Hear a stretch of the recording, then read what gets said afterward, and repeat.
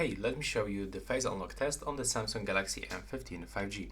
So we are going to check how fast it actually works and if it's actually reliable. So if it actually reads my face scan all the time.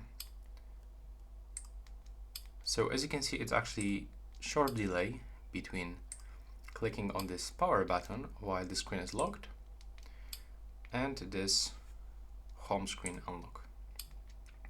But it goes actually pretty good. It's actually short delay.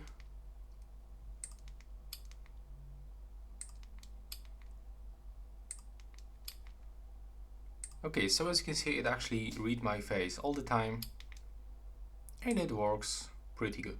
There's like no any delay. I mean, there's like small delay between recognizing the face, but it's actually the same delay. So it's not like that sometimes you have to wait 1 second, sometimes you have to wait 3 seconds. It actually works pretty good without any delay. So that's all for this video. Right now, please subscribe.